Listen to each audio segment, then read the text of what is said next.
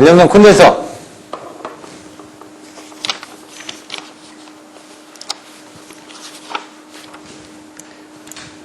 연속적인 조정이 가능하다. 회전기기. 그렇기 때문에 가격이 비싸다. 그런데 이제 전력용 콘덴서는 정지기기입니다. 그러다 보니까 가격이 싸고 손실도 적고 소음도 없고, 하지만 이제 얘는 스텝 바이 스텝이죠. 단계별로. 동기 조상기는 이렇게 조정이 된다는 얘기죠. 이렇게. 콘덴서는 이렇게 스텝 바이 스텝. 땅 하면 꺼집니다. 그러니까 디밍 스위치라는 얘기예요. 얘는 디밍 스위치. 디밍을 해가지고 그 전등의 밝기를 흐리게 밝았다 하는데, 얘는 그게 아니고 전등을 꺼버리는 것밖에 안 된다는 얘기죠. 지금 투입할 때 그런 부분을 보시면 됩니다. 그래서 단계적으로 투입 조정되기 때문에 일반적으로 적당한 용량군으로 뱅크 용량으로 나눠서 하고 있습니다. 이것도 캐패시터 또 리액턴스에 따라서 이제 제어를 하는 부분이 있습니다. 그게 바로 APFR 역류 조정기들이 되겠죠. 그런 것들도 이제 프로그래밍 해가지고 한 것들을 제가 자료들을 가지고 있습니다. 나중에 보시면은. 근데 그런 것들도 넣어줄 때 바로바로 넣어주는 게 아니라 도립전류라든가 어떤 전압에 관련된 부분 때문에 스텝 바이 스텝으로 해가지고 시간차를 두고 넣어주게끔 되어 있습니다. 실질적으로. 그래서 그 두 개를 비교해봤더니 이렇더라 이거죠. 동기조상기 C죠. 근데 얘는 L도 되죠. 전력용 콘덴서 얘는 C죠. 진상만 되죠. 블루리액터 L만 되죠. 그렇기 때문에 이 세 개를 다 비교를 해놨더니 동기조상기는 둘 다 되니까 비싸겠죠. 살인이라 이거죠. 얘는 전륜이고 후륜이다 뭐 이렇게 읽어주셔도 되고, 비싸다 싸다 진상 지상 된다. 얘는 진상이 되고 지상이 된다. 연속적으로 된다. 얘 둘 다 단기적으로밖에 안 되죠. 전압이 이용량 크죠. 작다. 출력에 대한 손실의 비율은 얘가 좀 크겠죠. 왜냐면 이제 회전을 하다 보니까. 그리고 보수도 회전을 하다 보니까 복잡하다. 나머지는 그냥 교체해버리면 되니까 쉽다. 이런 내용들입니다. 이렇게 읽어보시면 되고요. 동기조상기에 이제 또 추가적으로 들어갈 수 있는 게 SBC라든가 스테이트콘이라든가 뭐 팩치라든가 HVDC라든가 이런 부분이 또 이런 부분으로 넘어갈 수가 있습니다. 자, 보면은 송전설레 콘덴서는 이렇게 하나, 블루리액턴 하나 이렇게 조상 설비를 넣어준다. 근데 콘덴서 같은 경우는 용량을 나눠서 1군, 2군, 3군 이렇게 나눠서 보통 여러분 300kVAR 정도를 한 군으로 넣어서 사용을 한다. 100 해가지고 900 정도 이렇게 사용을 하실 수도 있다라고 보시면 됩니다. 4군으로도 됩니다. 100짜리도 되고 있고. 근데 그거를 이제 200으로 하든 200으로 해서 한 개의 뱅크를 600으로 만들 수도 있습니다. 어차피 RSD 세상에 있으니까 상당에 대한 용량이거든요. 한 상에 대한 용량이 100이냐 200이냐에 따라서 300이 될 수도 있고 400을 만들고 싶으면 150을 넣게 되면 450이 되겠죠. 그러니까 이제 보통 300, 450, 뭐 600 이런 정도로 나옵니다. 한 개 뱅크가. 50단위로 이렇게 계산이 돼야 되니까. 이런 내용들이 나와 있습니다. 예제 5-13번. 이 전력 원선들을 이해하는 부분인데, 일단 여기 뭐 n분의 b 뭐 이렇게 나왔던 부분은 아까 그런 내용들인데 결국은 뭐냐? 여기서 올려주고 내려주고 할 때 이 QC나 이런 그 무해 전력이 얼마나 필요한지 수작업으로 계산을 한 겁니다, 지금. 반지름 넣어가지고, 여기까지 395.8이면은, 얘 같은 경우는 145.5고, 얘는 100.3이니까 합하면 얼마다? 이렇게 해가지고 그런 내용들이 나오는 겁니다, 지금. 계산되어지는 게 뒤에 이제 계산값이 나옵니다. 그래서 그걸 보고 여기다 수치를 한번 적어보시면 됩니다. 이건 제가 숙제로 여러분들한테 남겨드리겠습니다. 한번 보시고요. 예제 5-14번도 원선도에 대한 계산식인데, 이거는 그림을 그려서 이제 계산을 해야 되기 때문에 조금 시간이 걸려서 이것도 생략을 하도록 하겠습니다. 보시면은,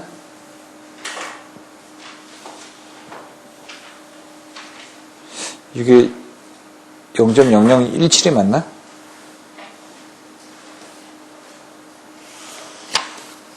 요거 0.017로 알고 있는데, 요거 한번 나중에 한번 보셔야지만 됩니다, 이게. 요거 n이 0.0069하고 0.017로 알고 있는데, 이분 틀릴 수도 있으니까 일단 요거 한번 체크해 놓으시고 제가 다음번에 한번 확인해 드리겠습니다. 요게 0.017, 요것도 0.017. 그 두 개만 차이가 날 수가 있거든요. 그거는 이제 계산값을 다시 한번 해보면 되니까요. 그러면 이제 0.017이 나오는 게 또 뒤에 또 있을 겁니다. 여기도 0.017이 되겠죠. 그 뒤에도. 왜냐면 여기 이거 넣어가지고 한번 계산해 보십시오. 이게 나오나 실질적으로 7만 나누기 루트 3 곱하기 2 한 다음에 0.0017 하면 되나요? 7만 나누기 루트 3 계산을 해볼까요? 이거는 시간 관계상 여러분들 해보시고 요것만 딱 보면은 이게 0.0017인지 0.017인지 나오겠죠? 요 값이 나와야 되니까 요거는 KVAR입니다. 요건 K자가 빠졌네요. 왜? KVAR로 계산해가지고 나중에 M마가로 계산을 해야 되니까 요게 단위가 안 맞으면 안 되니까 이런 것들은 그냥 나중에 보시면 KVAR로 최선적으로 계산을 해 주셔야죠. 나중에 뭐 메가바로 계산을 할 텐데 이런 정도가 있고요. 오타 나왔던 것들 보시면은 일부 바뀐 것도 있고 안 바뀐 것도 있습니다. 옛날부터. 저도 이제 옛날 책하고 최근 책하고 보다 보면은 똑같은 게 있고 좀 틀린 부분이 있습니다. 나머지 넘어가면 될 것 같고요. 요거 차이는 뭐냐? 3배입니다. 딱 필요가 없습니다. 단상분은 하나고 삼상분은 3배니까 여기다 곱하기 3 하면 되는 거죠, 그냥. 이게 왜 이렇게 합니까? 단상은 한 상이니까 한 상분이고 이렇게 이해하시면 되고요. 이제 선로 충전에 의한 장애 부분을 들어가도록 하겠습니다. 이게 바로 전 시험에 나왔었습니다. 장거리 송전선로에서는 정전 용량의 영향이 크게 나타난다. 바로 C성분, 충전 용량이 난다는 분포 그 C성분에 따라서. 그래서 이제 충전 전류가 생기는데, 이제 충전 전류 같은 경우 실질적으로는 킬로미터당 한 1A 정도밖에 안 나옵니다. 근데 이제 우리는 뭐라고요? 100km 이상이라고요, 지금. 100km 이상이면 100A 이상일 거 아닙니까, 지금. 그럼 좀 아까 송전 1호사의 100A는 큰 전류죠? 예? 근데 이제 그게 전압별로 좀 틀려집니다. 6600, 6600이 0.8이었나 그랬고요. 22900이 1.1인가 1.2인가 그랬습니다. 그래서 통상적으로 그냥 1A라고 그냥 얘기를 하는 겁니다. 근데 1호사 측 가면은 그 충전 전류가 더 커지겠죠. 전압에 따라서 틀려지니까. 예? 일반적으로 부하 역률은 지상 역률이기 때문에 비교적 큰 부하가 걸렸을 때는 전류가 전압보다 위상이 뒤쳐지는 게 보통이다. 그럼 부하를 걸게 되면은 지상 역률이기 때문에 나중에 이런 것들, 저 같은 경우는 이론적인 부분을 가지고 현장에 가서 벡터들 걸어보면 전압이 나오면 전류가 이렇게 다 떨어집니다. 콘덴서 걸어보시죠. 전압이 나오면 그 전압을 기준으로 콘덴서는 90도가 딱 진상으로 나와 있습니다. 그리고 이제 발전기의 각변이 같은 것도 계산해 보시면 나중에 발전기에서 전압 걸어보시죠. 그럼 1차 측하고 2차 측하고 전압이 위상차가 생깁니다. 각변이 때문에. 지상전류가 송전선이나 변압기를 흐르게 되면 송전단 전압은 수전단 전압보다 높아진다는 얘기죠. 당연히 그게 맞는데 부하가 없다 보면은 요게 우리가 알고 있는 일반적인 지상전류가 흐를 때 벡터도라고 하면은 그럼 페란티 현상을 할 때는 이 그림하고 이 그림 두 개를 다 그려주셔야 된다는 얘기죠. 왜? 비포, 애프터. 저기 성형에서도 보면은 비포, 애프터 해가지고 이렇게 옆에서 보여주더라고요. 살 빼고 다이어트 한 것들 보면은 배가 이렇게 나왔는데 6개월 뒤에 우리 애가 이렇게 배가 이렇게 줄어들었어요. 예? 여러분 시험도 마찬가지입니다. 시험 보고 나면은 그 시험 점수들을 복기를 자꾸 해놓으셔야 된다는 얘기죠. 그래서 자꾸 그 문제를 가져오시라고 얘기를 했는데 안 가져오셔가지고 부하가 아주 작을 경우 여기 보시면 부하가 아주 작다라는 얘기는 무부하의 경우 선로의 정전 용량 때문에 전압보다 위상이 90도 앞선 전류 이게 진상이 됐다는 얘기입니다. 이렇게.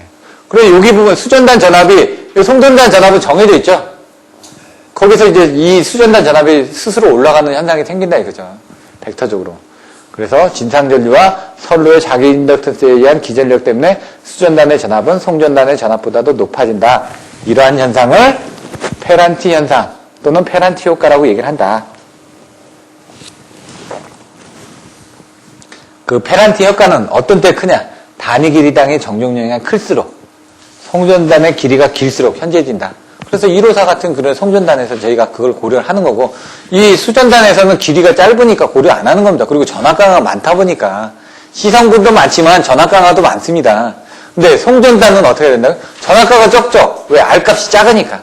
그러니까 거기서는 이런 정전용량에 대한 그 영향들이 커지기 때문에 이런 것들을 봐준다. 이런 정의가 되고요. 뭐 내용들 봐주시면 되고 장거리 무부하 송전선은 시충전. 시충전한다는 건 부하가 없는 상태에서 충전을 하는 겁니다. 그러면은 아까처럼 그 전류를 흘려줘야 되겠죠. 전류가 흘려져서 가압이 돼야지 그 다음에 부하를 걸었을 때 그 전류 빼가죠. 그러니까 물을 흘려주는 겁니다. 배관 설치 딱 해놓고 물을 흘려줘서 이제 저쪽에 수도꼭지 입구까지 물을 흘려줘야 된다는 얘기죠. 그게 시충전이라는 얘기죠. 물을 탁 틀면 이제 콸콸콸 나오는데 물이 오지도 않았는데 물 틀면 어떻게 되죠? 소리만 쭉 나고 물은 안 나오죠?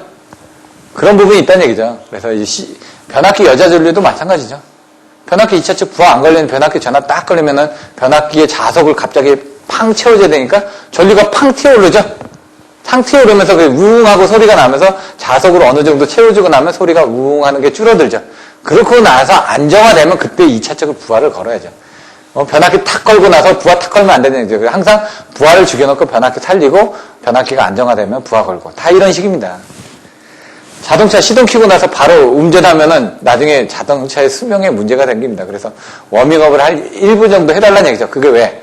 시동 걸려서 움직여도 됩니다. 근데 워낙 윤활유 같은 게 제대로 돌지 않는 상태가 뻐걱거리는데 자꾸 움직이면은 뻐걱 된다는 얘기죠. 그래서 윤활유가 어느 정도 온갖 가가 난 다음에 자동차를 운전해주라는 얘기죠. 1분 정도만 운전해주시면 됩니다. 이런 것들도 답을 쓰기 전에 1분 정도만 생각하시라는 얘기입니다. 어떤 식으로 답을 쓰실 건지 그냥 쓰시지 말라는 얘기죠. 답을 이렇게 쓰겠다 하고 그렇게 가져가셔야지만 답안지가 깔끔하게 나오는 겁니다. 여기서 나오는 건데 이번에 시험 문제 25점짜리 나왔던 겁니다. 예? 여기 보시면 장거리 무부하 성전설이 시충전했을 때 이때 충전 용량은 어떻게 된다? P는 충전 용량이니까 전력을 공급을 해주는 거죠. P는 VIS가 된다는 얘기죠. 결국은. 네, 수전단이 개방되어 있기 때문에 IR은 0이 되니까 요 IS는 CER이 된다 이거죠. 왜? 여기다 DIR이 되는데 IS는 CER 플러스 DIR이 되는데 IR이 0이니까 D가 없어졌다는 얘기죠. 또 ES는 AER 플러스 BIR인데 IR이 없어졌다 이거죠. 예? 왜? 무부하니까 그 상태에서 그 계산식을 가지고 계산하니까 여기하고 여기 관계에서는 A분의 1에 대한 관계가 나와 있고 여기 ER에다가 이제 갖다 넣은 거죠. 여기다 ES, IS에다가 여기 지금 요거를 ER에다 넣으면 어떻게 되죠? IS는 C, A분의 C의 ES입니다. 예? A분의 C ES가 이렇게 된다는 얘기죠. 이렇게 A분의 C. 여기 IS를 먼저 넣었으니까 IS는 뭐라고? CER인데 CER에 들어갔고 콘주게이트를 쳤으니까 콘주게이트를 쳤습니다. 그 ER에다 ER은 뭐라고요? ER은 A분의 1 ES니까 A분의 1 ES에다가 콘주게이트를 쳐주면 되고요. 예? 그러면 ES의 자성이니까 이거 콘주게이트는 없어져 버리죠. 그러니까 ES의 자성 나왔고 A분의 C의 콘주게이트가 나왔다. 요거 그 적어주라는 얘기입니다. 결국은. 그런데 이거를 보시면 이렇게 크기니까 이제 양쪽에 이제 저기를 쳐준 거죠. 자, 이 부분은 한번 풀어보시면 됩니다. 페란트 현상을 하기 위해서 요게 Z고요. 여기 2분의 Y죠. 그 값을 가지고 RLC 넣어가지고 I에다 넣어가지고 ES, ER에 관련된 관계를 풀어서 써주시면 됩니다. 이것도 시간관계상 생략하겠습니다. 예? 어려운 것 같은데 예? 지금 ES하고 ER 관계를 다 풀어서 쓴 거 아닙니까 지금. 발전기 자기 여자 현상.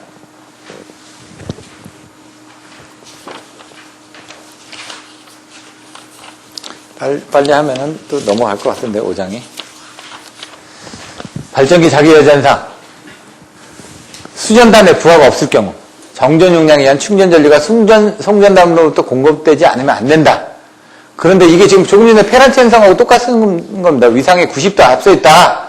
그렇기 때문에 전기자 반작용에 의해서 아까 설명드린 그림에 의해서 전기자 반작용에 의해 가지고 그 지상 전류하고 경우에는 반대로 발전기 단자자면 상승한다. 이게 아까 말씀드린 겁니다. 외부에서 전류를 공급을 해줘야 되다 보니까 그 전류 부분에 대해서 전기자 반작용에 의해서 증자 작용이 해가지고 이렇게 됐다는 얘기죠. 만약 용량이 작은 발전기로 장거리 송전선을 충전할 경우 충전한다는 건 뭐죠? 전류를 공급해줘야 되는데 그 전류는 유효분과 무효분에 대한 전류가 있는데 무효분에 대한 전류를 발전기가 못 공급하다 보니까 셧다운이 되는 거죠. 이거는 실제로 이 사례가 있었습니다. 제가 옛날에 했던 용역 중에 모 국제공항에 시충전을 하는데 예? 케이블 길이가 길죠, 공항은. 그러다 보니까 발전기를 돌렸는데 부하가 안 걸렸는데 발전기가 자꾸 주저앉는 겁니다. 그래서 어떡하냐. 션트 리액터를 달았습니다. 결국. C 성분을 줄여주기 위해서 시충전할 때는 션트 리액터를 달아주고 시충전이 끝나고 나면은 이제 션트 리액터를 끄는 거죠. 그게 페란트 현상하고 똑같은 그런 개념으로 들어간 거다 이거죠. 그래서 그때 얼마만큼을 달아줘야 되는지를 이제 시뮬레이션 해가지고 발전기 용량 집어넣고 모델링을 하는 겁니다. 개통을 모델링 해가지고 요 정도 이상이면 된다라고 해서 달았더니 발전기가 돌아가더라고요.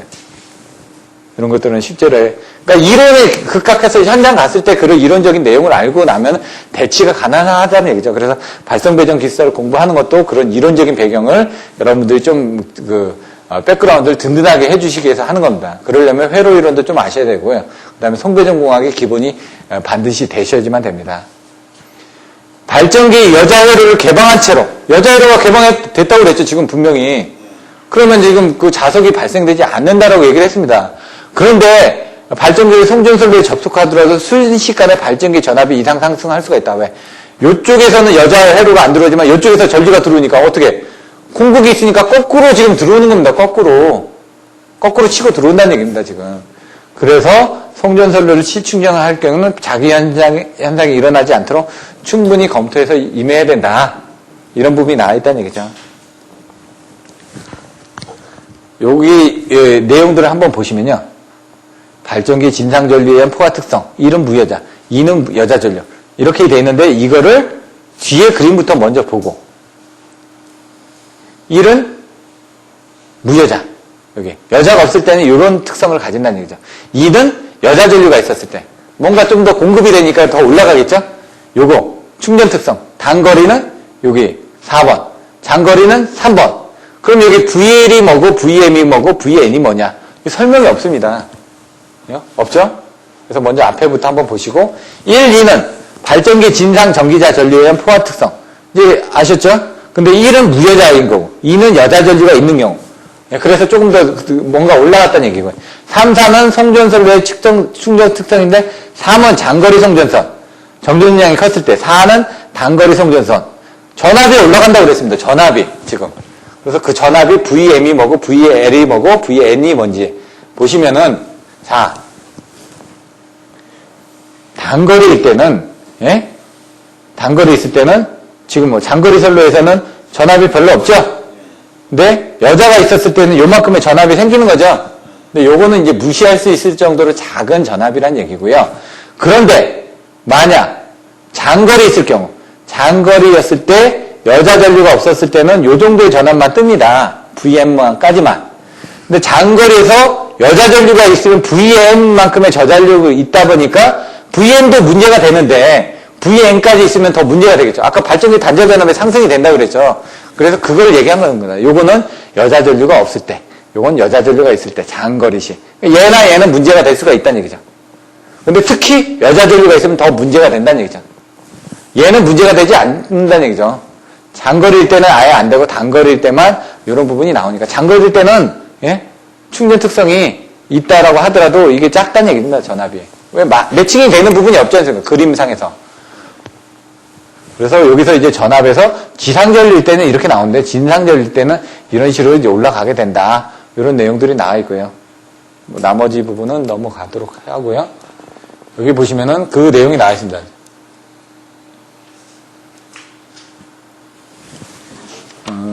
여기까지만 볼까요? 이렇게. 예, VN이 뭐고, VM이 뭐고, VL이 뭔지 보시면은, 여기 보시면, 무여자, 정전용량이 큰 3의 경우, 여기 3이죠. 장거리 송전선로에 무여자일지라도 전압은 어디까지? VN까지 상승하고, 여자 전류가 있을 경우는 VN까지 상승한다. 단거리 송전선로에서는 이와 같은 현상은 생기지 않느냐. 즉, 송전선로가 길 경우, 여기 긴 경우, 여자하지 않더라도 순식간에 V가 M까지 상승하고 여자 전류가 있을 경우는 VN까지 상승한다는 얘기죠. 근데 송전선로가 짧을 경우는 자기 여자가 일어나지 않고 무브해서 여기까지의 OR까지의 유기전압을 발생하는 여자 전류를 걸었을 때도 얘가 어디서? 여기서는 멈춘다. 그러니까 단거리에서는 그런 부분은 고려할 필요가 없다. 이런 내용들을 쓴 겁니다. 요거하고 비슷한 게 이제 단락비에 대한 곡선이 또 나옵니다. 나중에 여러분들이 발전기의 자기 여자 현상의 그림하고 단락비의 곡선을 혼돈을 하시는 경우가 생깁니다. 그거 혼돈하시지 않도록 주의하시고요. 뭐 이렇게 보시면 되는데, 그래서 이 단락비 KS는 이 충전 전류, 충전 용량이 얼마나 충전해줘야 되냐, 이 전압에 따라서 요 수식이 나오는데, 요 수식이 의미하는 게 뭔지를 이제 뒤에 써주시면 된다는 얘기죠. 그게 뭐다? 충전 전압이다. 발전기의 전격 전압이다. 발전기의 전격 출력이다. 얼마만큼을 더 공급을 해줘야 된다. 단락비가 아까 얘가 뭔가 견디는 힘이라고 그랬죠? 발전기 단락비가 크다는 건 그만큼 무효 전력을 공급할 수 있는 능력이 크다는 얘기입니다. 단락비가 크다는 건 내가 공급할 수 있는 능력이 크다는 얘기입니다. Q-가. 예? 그래서 Q-를 넣고 요건 전압은 반대로 해주시고 1+로가 있고 전격 전압에 있어서 포화계수라는 부분이 있다는 얘기입니다. 단락비는 정무, 악계, 삼류지계. 정무, 악계가 뭐라고요? 전격, 속도에서 예? 무부하 전압을 발생하는데 필요한 계좌전류 또는 여자전류. 삼류지계. 삼상 단락시 정격 전류와 같은 지속 단락 전류를 흘리는데 필요한 계좌전류. 정무학계 삼류지계. 이렇게 외워주시라고요. 무급만 외우시는 게 아니라, 뭐, 무급할 때, 이제, 풍수할 때, 뭐, 이렇게 하는 게 아니라, 이런 그 키워드들을 반드시 외워주셔야지만 써주실 수 있다고요. 그럼 그 계좌전류가 밑에 나옵니다. 단락비의 특성 곡선을 그릴 때. 그러면 이런 것도 그리실 때 밑에 단락비 특성 곡선도 하나 더 그려주시라는 얘기입니다. 내가 이만큼 더 알고 있다. 이런 것들. 시간이 남았을 때. 자, 단락비는 1 정도일 때가 가장 경제적이다. 그러니까 우리 경제적이니까 뭐라고요? 0.6에서 0.8 정도를 사용을 하고 있는 거죠. 근데 수력 발전기는 1.2에까지 올라갔죠. 0.8에서. 그러니까 값이 올라가는 거죠. 비경제적이 되는 거죠. 발전기가 대형으로 됐다. 이게 단락비가 크다는 얘기죠. 견디는 힘이 크다는 얘기니까. 단락비가 큰 발전기를 충전하면 된다. 그게 바로 용량이 커지면 된다는 얘기죠. 그래서 충전용의 발전기 용량이 선로의 충전 용량보다 커야 된다. 그래서 아까 그 Q-가 커야 된다는 게 KS가 커야 된다라는 그런 내용하고 똑같다는 얘기입니다. 그래서 이 Q-를 KS하고 바꿔서 이렇게 넣어주는 겁니다. 발전기에 달하는 용량이, 이건 발전기고, 이건 공급할 수 있는 용량이고, 예? 발전기가 이렇게 된다라는 내용으로 써주시면 됩니다. 이 조건이 만족하지 않을 경우에는 수전단의 병렬 리액터를 접속한다. 이 Q 성분을 늘려주기 위해서 병렬 리액터의 지상 용량으로 진상인 충전 용량의 일부를 상쇄해서 없애주는 거죠, 진상을. 그래서 선로의 길이를 정기적으로 짧게 하는 것과 같은 효과를 얻을 수가 있다. 이 얘기입니다. 나중에 이 문제도 한번 풀어보십시오, 이거. 전력조류 계산. 전력조류 계산에서는 전력 원선도는 뭐라고요? 1대1로 대응하는 간단한 이기계통에 대해서만 그릴 수가 있다는 얘기죠. 근데 송전계통이 이렇게 간단한 계통이 아니죠. 그래서 어떤 계통이다? 이런 계통이다. 복잡한 계통이다. 그래서 이런 것들은 실제로 전력조류 계산에 의해서만 관계한다. 그래서 우리들이 P하고 Q하고 흐름을 계산하는 게 뭐였죠? 전력조류 계산이라고 그랬죠. 수많은 발전기에서. 전력원선은 1대1로 대응하는 거기서 P하고 Q를 계산을 했었는데 지금은 여러 대가 있다 보니까 P하고 Q에 대한 것들을 여러 개로 계산을 하고 있다는 얘기입니다, 지금. 그럼 전력조류 계산에서도 어떻게 하는지를 여러분들이 보셔야 되겠죠. 그래서 결국은 뭐다? I는 Y2다. I는 Y2다. 그리고 양단의 전압 차이에 어드미터스를 곱해서 이렇게 넣어주다 보니까 나중에 마이너스 부분이 이렇게 뜨더라. 이겁니다. 그래서 자기 임피던스를 보시면은, 이 뒤에 보시면 얘가 이렇게 선로가 있는데 이쪽에 전압이 있고, 이쪽에 전압이 있고, 이쪽에 전압이 있죠. 여기 어드미터스가 있죠. 그럼 얘 전압에서 얘 전압을 빼줘야 되죠. 그래서 마이너스 부분이 나온다는 얘기죠, 이렇게. 요거만을 볼 때는, 요 전압을 볼 때는 요거 자체 부분하고 요쪽에서 뭔가 연결되는 부분, 요쪽에서 연결되는 부분이 와야 되겠죠. 그래서 여기는 2원에 각각에 다 더하고, 여기 상에서 왔다 갔다 하는 부분, 여기 상에서 왔다 갔다 하는 부분이 또 추가가 된다는 얘기입니다, 결론적으로. 이건 나중에 이제 전력조류 계산 뒤에 가서 또 설명을 드릴 텐데, 거기에 연결되는 모든 부분을 다 보는 겁니다. 요 자체적인 전압에 의한, 예? 자체적인 전압에 의한 여기 부분, 여기 부분, 여기 부분을 보는 거고, 또 여기는 어떻게 돼요? 요 양단의 전압에서 또 뭔가 걸리지, 요 전압의 차이에서, 여기에서. 그런 부분이 또 오는 거죠. 그런 부분을 다 본다는 얘기입니다.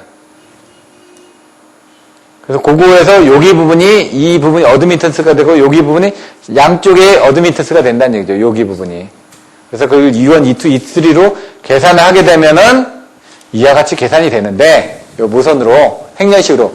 요 가운데 부분은 자기 부분이고, 요거는 상호 부분이기 때문에, 여기 자기고, 여기 상호라고 그랬죠? 상호 부분은 자기 어드미턴스는 구동점 어드미턴스. 요 상호 어드미턴스는 전달 어드미턴스. 전달하는 부분이라고 얘기했죠? 여기서 상호 어드미턴스는 전달 어드미턴스다. 그 사이의 부분이다. 이렇게 보시면 되고요. 그리고 이런 것들은 나중에 어떻게 해야 된다?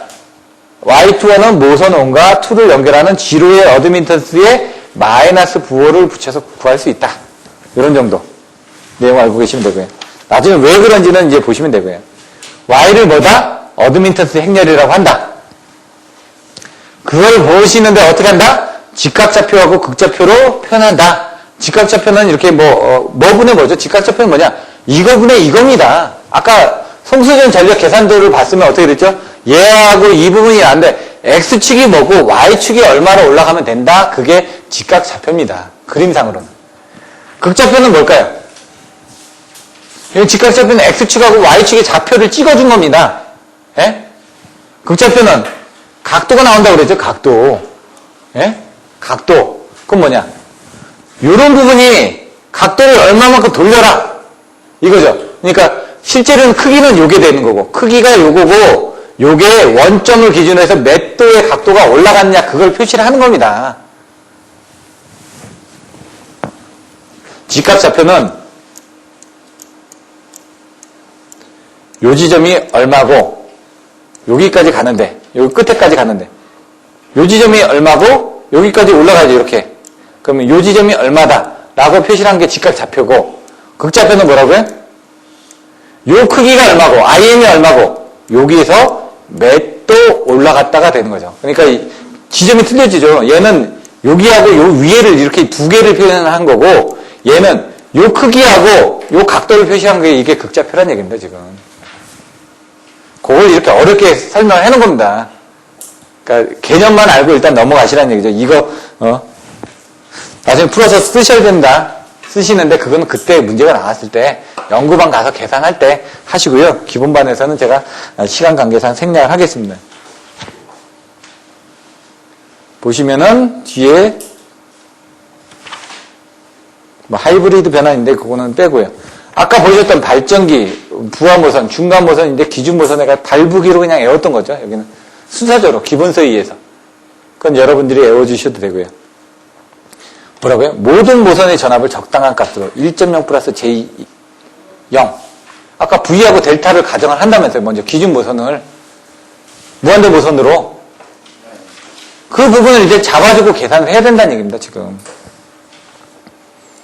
나머지는 이제 편차를 가지고 계산하는 것이니까 한번 읽어보시면 되고요. 제가 얘기했던 부분은 좀 중요한 부분이고 나머지 부분들은 여러분들이 읽어보면서 그걸 이해하는데 보시면 됩니다. 조류 계산을 통해서 알 수 있는 거, 전압분포, 전력, 전력조류, 송전선시, 상차각 이런 것들에 대한 재반 상황을 쉽게 파악할 수 있다. 옛날에 이제 그 PSS/2로 돌린 거 보여드렸죠? 118 플러스 J576에 대한 P하고 Q 값을. 근데 여기는 지금 뭐죠? 이건 직각좌표로 표현했죠? 얘는 극좌표로 표현했죠? 예? 그게 틀려지는 거죠. 이걸 지금, 나중에 넣고 계산하시면 나옵니다. 직각좌표, 극좌표. 어떻게 계산하죠? 요거에 자성 플러스 자성을 하면 이 크게 나오죠. 이거하고 왜 삼각함수라고 그랬죠, 제가? 직각좌표는 뭐라고요? 요거하고 요거라고 그랬죠. 삼각함수니까 밑변하고 위에 부분에 자성을 하면 요게 나온다고요. 그러니까 여기 지금 얘 부분에 IM을 구할 때는 요거에 자성 플러스 요거에 자성을 하면 됩니다. 각도는 요거에 대한 각도를 빼주면 되죠. IR하고 여기하고 요거에 대한 각도를 이제 빼주면 되는 거죠. 그러니까 그런 것들은 이제 문제를 통해서 여러분들이 나중에 문제가 나오면 설명드리고요. 자, 사운학 보이시죠? 사운학 딱 보이시나요? 사고 예방제어, 운영계획 위반, 확충계획 위반 이런 내용들 반드시 나와주셔야 된다고요. 성전 용량 일단 성전 용량까지는 끝내겠습니다. 여기 성전 용량은 한마디로 말해서 송전선로에 얼마까지의 전력을 보낼 수 있느냐 하는 게 최대 성전 전력을 말한다 이거죠. 이제 나중에 보시면은 뒤에 고유 성전 용량이라고 또 뒤에 나옵니다. 예? 그건 뭐냐? 그 고유 성전 용량이 뭐였죠? 고유보호법에서 예? 송전선을 단락해놓고 예? 전압을 가지고 계산하는 게 고유 성전 용량, 고유보호법이라고 얘기했죠. 그건 뭐냐? 거기서 이제 송전선로에 대한 임피던스가 딱 정해져 있으니까 그걸 딱 단락을 해놓고 거기에서 뭔가 딱 보내줄 수 있는 만큼의 용량이 어떻게 되냐 이거죠. 그래서 우리가 계산하는 게 21900 얼마, 154 얼마, 345 얼마, 76 얼마 이렇게 나오죠. 2100MW, 8400MW 이런 부분들이 나오는 게 그 송전선에 대한 임피던스가 얼마 정도 된다고 가정했을 때 그 전압에서 보내줄 수 있는 양을 얼마만큼 보내줄 수 있다는 얘기입니다. 그러면 이제 송전선의 임피던스가 틀려지면은 보내줄 수 있는 양도 틀려지겠죠? 그 임피던스는 고정이 돼 있다 보니까. 그럼 우리가 어떻게 합니까? 전압을 승합을 시키는 거죠. 전압을 승합을 시키면 위에가 올라가니까 P는 Z-오메가분의 VR의 자승에서 Z-오메가는 정해져 있다면서요. VR이 자승이 되니까 전압의 자승에 비례해서 송전 용량이 늘어난다고 했던 거죠. 그러니까 여기서도 지금 정해져 있는 겁니다, 다.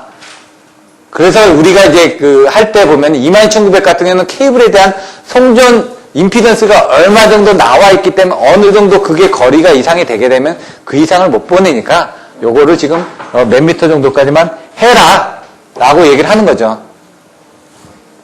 자, 발전기나 변압기처럼 이걸 정격화한다는 건 쉬운 일이 아니다. 왜? 다 틀리니까. 발전기는 딱 나왔죠. 용량 몇 킬로와트, 변압기 용량 몇 킬로와트 딱 정해져 있는데 고유 송전 용량은 어떻게 된다고요? 임피던스가 틀려지니까. 임피던스가 틀려지니까 여기서 얼마만큼 보낼 수 있다 이렇게 딱 얘기를 하기가 힘들다는 얘기죠. 그래서 그냥 보통 우리는 154는 몇 메가, 154 300메가 정도만 공급해라.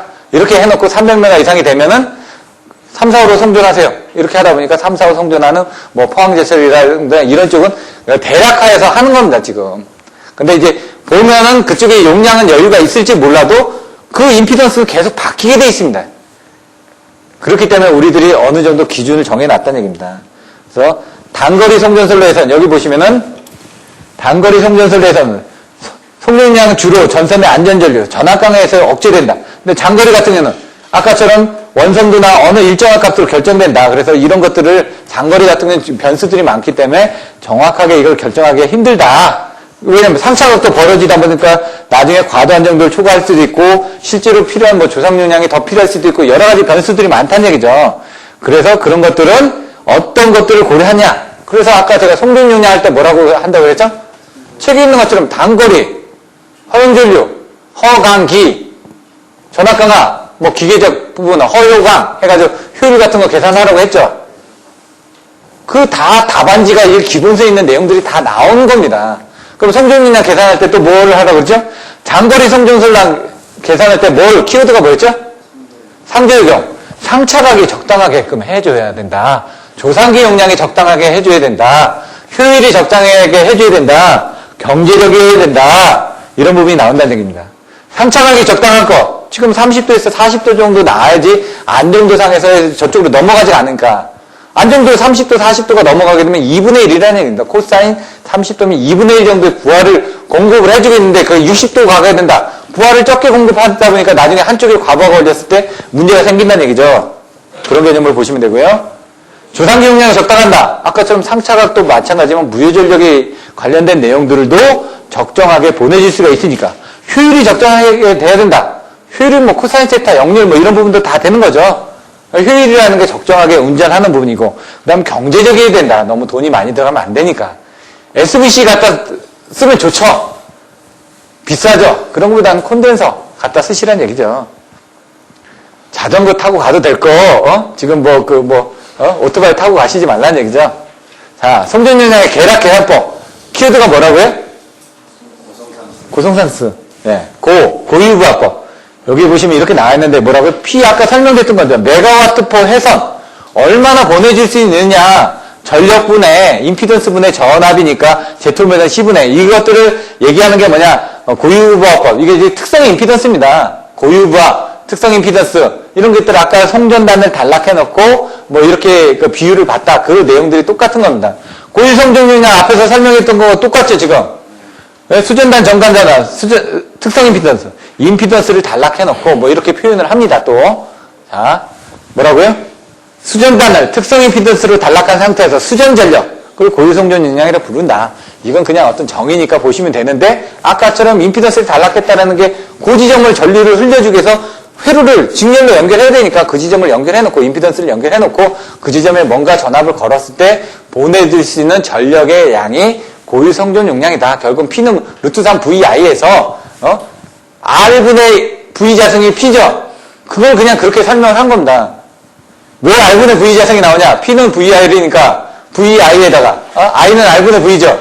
그럼 R분의 V 자승이죠.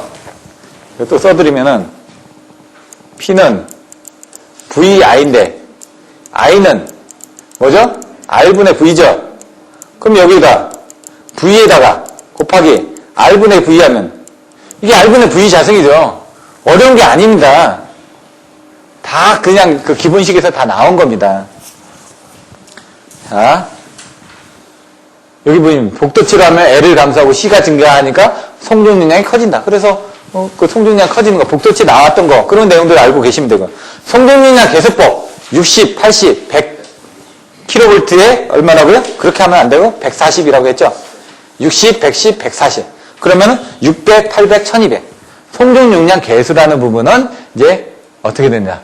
이렇게 계수가 나왔는데, 여기 아까 전압 계급에 따라서 틀려진다고 그랬죠. 근데 위에 고유부하법에 선로의 길이에 관계없이 전압의 크기만으로 정해지는 게 고유부하법이었다 그러면 길이하고 관계된다는 얘기죠. 아까 같은 경우는 대충 얼마 정도 된다라고 했던 겁니다.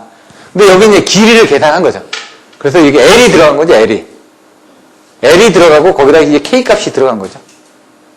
이런 게 이제 나온 겁니다, 지금. 그 K 값이 얼마다? 바로 여기 있는 부분이다. 스틸이한 실험식, 뭐라고요? 알프레드 스틸이라는 사람이 경제적인 전압을, 송전하기 위한 전압을 선정을 했다는 얘기입니다. 그게 이게 실험식입니다. 경제적인 전압, 요 정도 거리가 됐을 때 어느 정도의 전압을 인가해야지만 가장 경제적으로 시스템을 꾸밀 수 있느냐. 그 거리가 여기 L이 나왔다는 얘기죠. 그 용량을 얼마를 보내줄 때 전압은 얼마 정도를 해주면 되느냐. 이게 나왔다는 얘기입니다. V는 5.5 루트 0.6L 플러스 100분의 PR 이렇게 외워주시라고 얘기를 했죠. 자꾸 반복하시는 수밖에 없습니다. 자, 연습 문제들 보시면 내용들 보시면은 뭐가 있냐? 특성 임피던스, 전파 정수, 전력 원선들로부터 뭘 알 수 있느냐? 특성 임피던스가 뭐라고요? 예? 고유 임피던스, 특성 임피던스 이런 것들 다 Z오메가 뭔지를 써주셔야 되겠죠. 루트 C분의 L이든지 Y분의 Z든지 그 내용을 가지고 옆에 써주시면 됩니다. 전파 정수 뭐가 있죠? 예? 진폭에 관련된 감쇄 정수하고 위상 정수가 있었죠. 그거는 어떻게 되냐? 알파 플러스 J 베타 그 부분을 써주시고 이제 설명해 주시면 될 거고, 전력원선조, 상체선 역조 써주시면 되고, 반지름 이렇게 하는 부분은 전력원선도 그리는 부분이니까 봐주시면 되고요. 나머지 것들은 계산 문제들이니까 한번 봐주시면 됩니다. 파동 임피던스가 얼마 정도라고요? 300에서 500옴이라고 일반적으로. 그거는 이제 그거에 대한 임피던스를 넣었을 때 계산값이 나온다는 거예요. A, B, C, D 값이 나옵니다. 그럼 전압전류값 이거 계산 못할까요? ES, ER, IS, IR 다 나와 있는데요. 그거 넣어서 계산을 하시면 되겠죠. B 값이라는 건 그 안에 1 플러스 2분의 ZY 값이 다 들어가 있는 게 B 값이죠. 그러니까 그냥 써주시면 된다는 얘기죠. 행렬식으로 넣어주시기만 하면 되니까. 조상 설비가 왜 필요하냐? 여러 가지 내용을 써주시면 되죠. 전압 조정을 하거나, 역률 개선을 하거나, 송전선실을 경감하거나, 안정도를 향상을 하거나, 아니면 전압 변동을 억제하기 위해서. 이런 거, 아까 뭐가 필요하냐? 왜 필요하느냐? 이걸 왜 쓰느냐? 이걸 썼을 때 어떤 영향과 장점이 있느냐? 단점이 있느냐? 정의는 어떻게 됐냐? 이런 부분 정확하게 얘기를 해주셔야 된다고요. 자, 정기적으로 이 시충전하는 부분이죠. 선로 충전에 의한 장애 물어보는 겁니다. 동기유사기 V곡선 아까 나오면 그런 거 설명해 주시고 써주시면 된다는 얘기죠. 전압조정 설비 조상 설비죠. 이렇게 해가지고 나머지 것들은 계산 내용들이니까 한번 보시고요. 오늘은 이만 마치도록 하겠습니다. 나머지 자료들은 참조할 만한 자료들은 제가 설명을 못 드렸습니다. 그거는 메일로 보내드릴 테니까 그거 보시면은 메일로 보내드릴게. 발표자료 송부용해가지고 5장 송전 특성을 이렇게 만들어 놨습니다. 요거는 나중에 한번 참조해서 보십시오.